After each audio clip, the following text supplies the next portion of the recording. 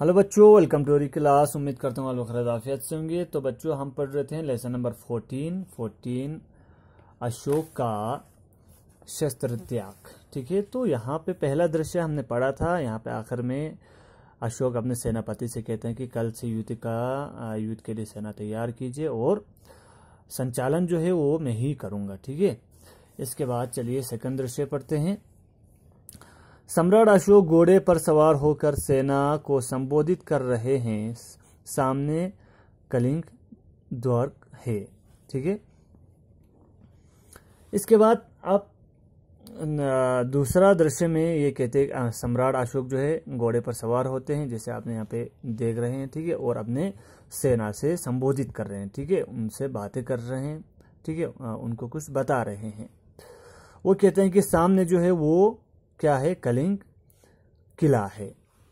अशोक, वीर सैनिकों, आज पूरी 4 वर्ष हो चुके हैं परंतु हम कलिंग को जीत नहीं पाए हैं। मैं अपनी मातृभूमि की शपथ लेकर कहता हूं कि आज या तो कलिंग द्वार पर अधिकार कर लूंगा या हमेशा के लिए मौत की नींद सो जाऊंगा। तभी द्वार का फाटक खुलता है। कलिंग की राजकुमारी पद्मा स्त्रियों की सेना को संबोधित कर रही है। इसके बाद अशोक कहते हैं कि अपने वीर सैनिकों से संबोधित करते हुए कहते हैं कि आज पूरा 4 साल हो चुका है और हमारे पास हमने कलिंग महल को नहीं जीता है। ठीक है, आज मैं अपने मातृभूमि की शपथ लेना माने कसम खाता हूं। ठीक है, कि आज या तो कलिंग द्वार खुलेगा, कलिंग द्वार पर अधिकार कर लूंगा या हमेशा के लिए मैं मौत की नींद सो जाऊंगा। ठीक है, तभी क्या होता है, तभी फाटक खुल जाता है महल का, उस किले का। ठीक है, और इसके बाद वहां से कलिंग की राजकुमारी आ जाते हैं। ठीक है, पद्मा, जिसका नाम पद्मा है, और अपने स्त्रियों की सेना को वो संबोधित कर रही है। पहले अशोक अपने सेना को संबोधित कर रहा था। अब जब फाटक खुला, ठीक है, कलिंग महल किला के दरवाजा खुला, तो जो राजकुमारी पद्मा थी वो अपने स्त्रियों का जो सेना थी उनसे संबोधित कर रहा था। स्त्री सेना, राजकुमारी पद्मा की जय हो। कौन कह रहा है? अब राजकुमारी पद्मा की सेना कह रहे हैं। ठीक है, पद्मा, बहनों, जिस सेना ने तुम्हारे पिता, पुत्र, भाई तथा पति को मारा है, आज वह सेना तुम्हारे सामने खड़ी है। तुम्हें उससे लोहा लेना है। प्रतिज्ञा करो कि अपनी मातृभूमि की रक्षा करते करते अपने प्राण का निछावर कर देंगे। ठीक है, प्राण तक निछावर कर देंगे। पद्मा अपने जो राजकुमारी पद्मा थी अपने सैनिकों से मुखातिब होकर कहते हैं कि ठीक है, संबोधित करते हैं और कहते हैं कि बहनों, जिस सेना का मतलब अशोक का सेना को कह रहे हैं, जिस सेना ने तुम्हारा पिता, पुत्र, भाई, ठीक है, उनको मारा है, आज वह लोग तुम्हारे सामने खड़े हैं। ठीक है, तुम उनसे लोहा लेना है। मतलब ये क्या है, मुहावरा है। लोहा लेना मतलब उनसे टक्कर लेना। ठीक है, माने उनसे जंग करना है आपको। प्रतिज्ञा करो, कसम लो कि अपने मातृभूमि की रक्षा करते करते अपना प्राण निछावर कर देंगे। ठीक है,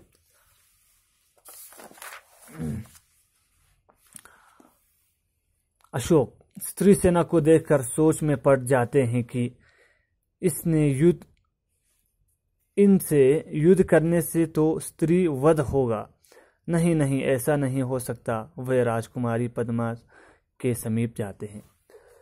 तो जब अशोक ये देखता है राजकुमारी पद्मा को, तो वो सोचते हैं, ठीक है, देखकर सोच में पड़ते हैं कि नहीं नहीं, स्त्रियों से युद्ध नहीं करना चाहिए। ठीक है, नहीं तो स्त्री वध हो जाएगा।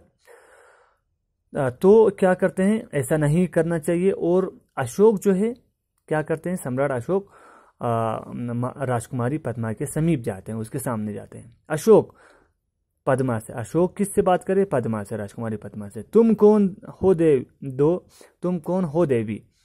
वो आप पूछते हैं कि देवी तुम कौन हो? पद्मा, मैं कलिंग महाराज की पुत्री पद्मा हूं। अशोक, तुम यहाँ क्यों आई हो? पद्मा, मैं सम्राट अशोक से युद्ध करने आई हूँ। उसी ने मेरे पिता की हत्या की है, ये कहते हैं। ठीक है।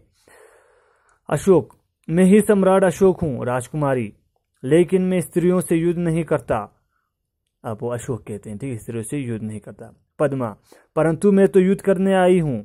आज इस युद्ध का अंत होकर ही रहेगा। यदि आप युद्ध नहीं करेंगे तो हम समझेंगे कि आप कायर हैं। अब वो पद्मा, राजकुमारी पद्मा कहते हैं कि मैं तो युद्ध करने आई हूँ। ठीक है। आज इसके बाद कहते हैं कि ये जो जंग है 4 साल से जो चल रहे हैं वो आज यहाँ पे ख़त्म होगा, या तो ठीक है आप, या यदि आपने युद्ध नहीं किया मेरे साथ तो हम समझेंगे आप कायर है। कायर मानी क्या है, नीचे आपको दिया हुआ है बच्चों, कायर।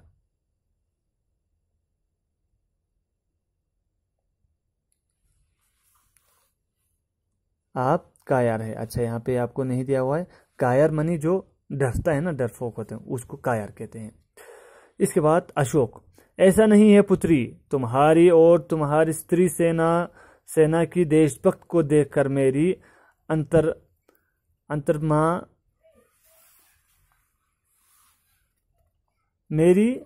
अंतर्मा जाग गई है।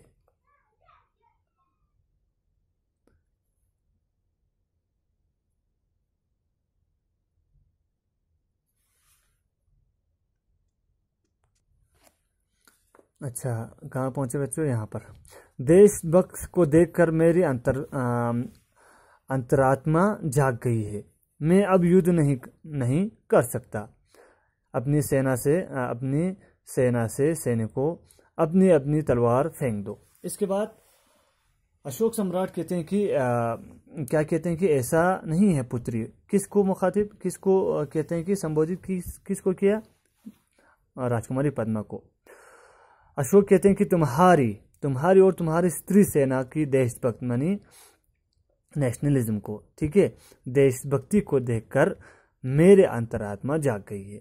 ठीक है। और मैं आपसे तुमसे युद्ध नहीं कर सकता। अब उसने, अशोक सम्राट ने अपना सेना से कहा कि सैनिकों, अब अपनी तलवार फेंक दो। आज के बाद सम्राट अशोक किसी पर भी आक्रमण करने का आदेश नहीं देगा। इसके बाद सम्राट अशोक कहते हैं कि तलवारें फेंको, और आज से जो अशोक है वो किसी के ऊपर आक्रमण करने का आदेश नहीं देगा, हमला करने का। मगध सैनिक अपनी अपनी तलवार फेंक देते हैं तथा सिर झुकाकर खड़े हो जाते हैं। सम्राट अशोक भी अपनी तलवार फेंक देते हैं। पद्मा, जाइए महाराज, स्त्रियां भी निहत्थों पर वार नहीं करती। अब अपनी प्रतिज्ञा की रक्षा करना आपका कर्तव्य है। इस कर्तव्य का पालन कीजिए। स्त्री सेना वापस दुर्ग में चली जाती है, लेकिन कलिंग के फाटक फिर से बंद हो जाती है। ठीक है। इसके बाद क्या हुआ, इसके बाद ये जो जाय महाराज, स्त्रियों का राजकुमारी जो पद्मा जो थी वो कहते हैं जाय महाराज, स्त्री भी निहत्थे, स्त्री क्या कहते हैं, निहत्थों पर, निहत्थे माने जिनके पास कुछ नहीं होता है, ठीक है, जो खाली हाथ होते हैं उनको निहत्थे कहते हैं, उनके ऊपर वार नहीं करते हैं। किसने कहा, राजकुमारी ने कहा। किसने कहा, राजकुमारी पद्मा ने कहा। ठीक है बच्चों। इसके बाद वो कहते हैं कि आपने अपने कर्तव्य का पालन किया। ठीक है, आपने कर्तव्य का पालन कीजिए, ये कहते हैं, राजकुमारी कहते हैं कि इसके बाद स्त्री सेना जो है वो और कलिंग के द्वार में किला में चली जाती है, और कलिंग का जो फाटक है, गेट है, वो बंद हो जाते हैं। ठीक है बच्चों। तो ये सेकंड दृश्य था। कल हम तीसरा दृश्य पढ़ेंगे। सो उम्मीद करता हूँ याद अगर वो समझ में आया होगा, और जो नीचे वर्ड मीनिंग्स है वो आप अपना कॉपी पे लिखना है। So stay at home, stay safe, thank you.